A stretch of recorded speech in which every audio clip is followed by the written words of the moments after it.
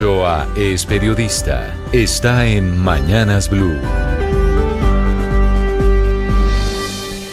6 de la mañana, 37 minutos. Saque pues lápiz y papel y comience a anotar los gastos con las salsas y los aumentos para este año. Un ejercicio importantísimo, ya sea en el papel o en una hoja de Excel, para saber cómo lo va a impactar la cascada de aumentos que se vienen tanto por el alza del 24% del salario mínimo como también por el 5.10% del alza en el costo de vida en el país. Índice de precios al consumidor o IPC, que efectivamente reveló ayer el DANE para todo el año 2025, quedando prácticamente en tablas con el del año 2024, que estuvo por el 5.2% y marcando así la pauta para el alza de varias cosas en el país. Arriendos, por ejemplo, modalidad bajo la cual viven el 40% de los hogares colombianos, cerca de 7.300.000 familias que van a pagar un alquiler un 5.10% más caro como mínimo, y si es que algunos propietarios no intentan subirle más, dada la brecha tan grande con el salario mínimo que aumenta para ellos los costos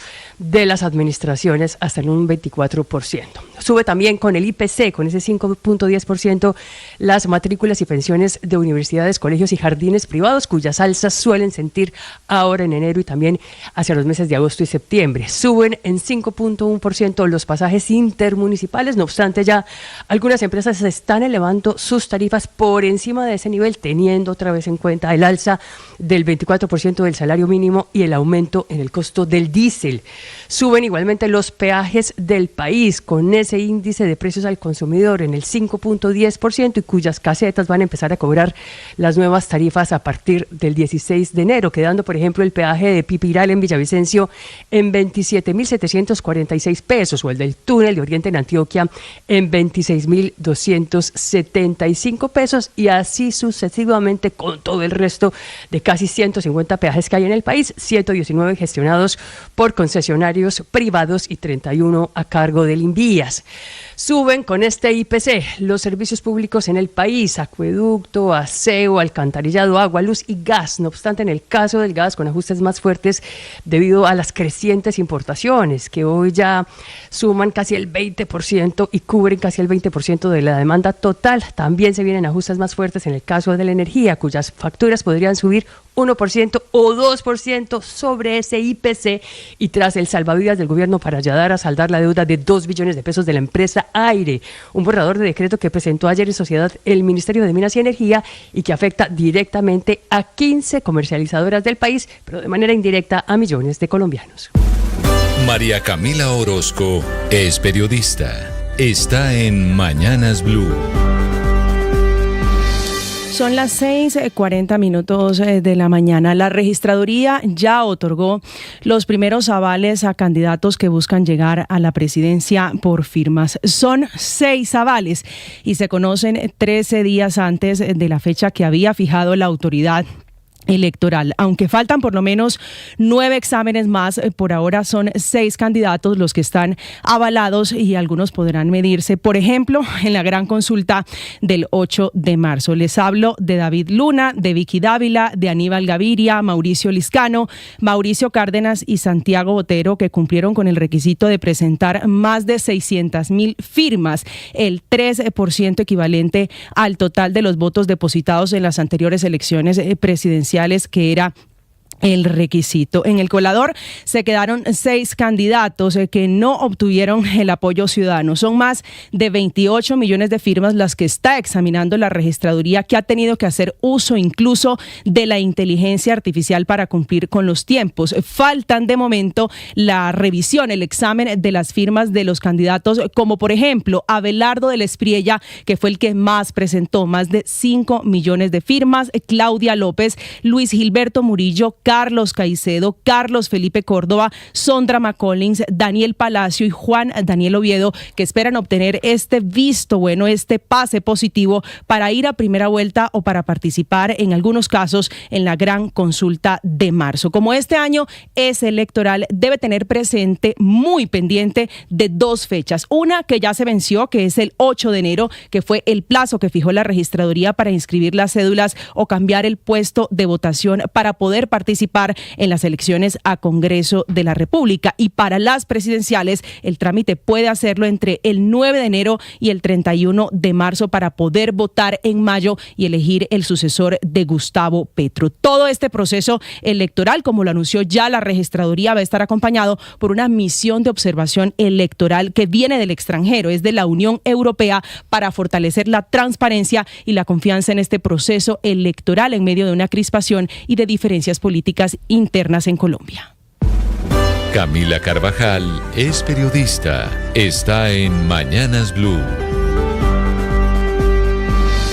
6 de la mañana, 42 minutos. No ha empezado en forma el año y 2026 ya tiene una tremenda polémica entre el sector de la salud y el gobierno. Una polémica producida por una circular, la 044, que fue expedida por el Ministerio de Salud. Circular que empieza a regir en junio, pero que desde hoy enciende todo tipo de alarmas. Esta circular ordena que a partir del 1 de junio los médicos tendrán que reportar en la plataforma de MIPRES todos los tratamientos, medicamentos y tecnologías que están financiadas con la famosa UPC y que le ordenan a un paciente, con el argumento de que así el gobierno podrá saber con exactitud en qué se gastan la plata del sistema de salud. La mayoría de medicamentos, por ejemplo, para el uso crónico en el país, en enfermedades como hipertensión, diabetes, artritis o enfermedades cardiovasculares, tendrían ahora que estar registradas a la hora de que el médico se la ordene al paciente a través de MIPRES, porque son medicamentos financiados con la UPC. En teoría, en el papel, pues esto suena muy bien. Es que MIPRES no es nuevo, es una plataforma que ya existe desde el año 2016. Sin embargo,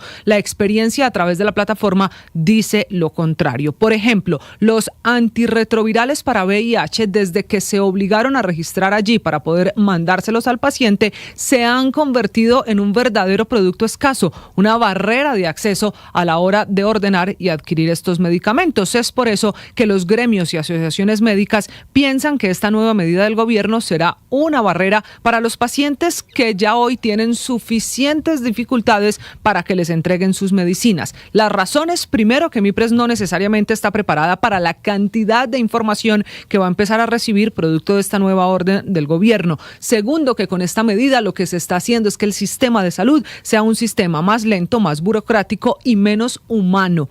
Ojo, porque ahora el médico, que tiene máximo 20 minutos para atender un paciente, va a tener que sacar 4, 5 o 6 minutos a hacer el registro en la plataforma para poder garantizar que se formulen los medicamentos. Una plataforma que además no está relacionada, no está integrada con la historia de salud, la historia clínica de ese paciente, lo que también va a obligar al médico a duplicar el registro en plataformas. Por eso es la polémica de hoy en el sistema de salud.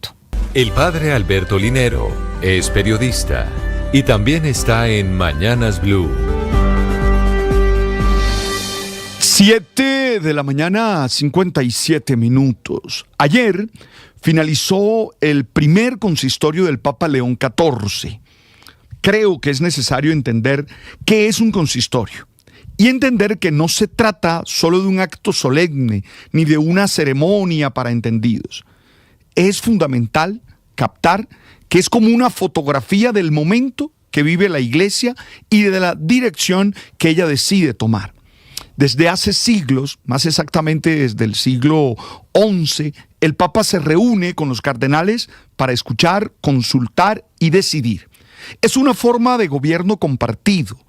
Y con el paso del tiempo, el consistorio se fue cargando de simbolismos, pero la verdad es que nunca ha perdido su sentido original: ayudar a discernir el rumbo. Ese verbo es clave, discernir. Y sí, lo que hace el Papa reunido con los cardenales es entender a quién se escucha, a quién se nombra, a quién se le confía una responsabilidad, porque de alguna manera eso es lo que muestra el camino que se sigue. El consistorio convocado por el Papa León XIV llegó en un momento delicado. Ustedes saben que la Iglesia no vive una crisis puntual, pero sí vive un cambio de época con desafíos bien concretos. Hay cansancio interno, hay tensiones ideológicas y teológicas al interior, pérdida de credibilidad en algunos contextos y al mismo tiempo una enorme necesidad de darle sentido al mundo, de ofrecer un sentido a la sociedad. En medio de eso, este consistorio no busca golpes de efecto, sino señales claras para saber por dónde va a continuar el trabajo. Por eso hay como 3 insistencias que se trabajaron en el consistorio y que quiero dejar claras. La primera es una iglesia menos encerrada en sí misma. Por eso los perfiles que se privilegian de cardenales no son los del poder eclesiástico tradicional, sino los de pastores con experiencia real de frontera, es decir, de estar ahí en la frontera social, cultural, geográfica. La segunda señal es el tono. No hay gestos de confrontación ni discursos de ruptura. Hay una continuidad, una apuesta por sostener, como siempre se ha hecho, el proceso y lo que el Papa Francisco había insistido. Y la tercera señal es un poco más silenciosa, pero a mí me parece profunda, y es ver cómo se prepara el futuro sin ansiedad. Nombrar cardenales es pensar en lo que viene, no solo en lo que se está dando en el día de hoy. Es confiar la Iglesia a hombres que más que defender posiciones, sepan acompañar personas.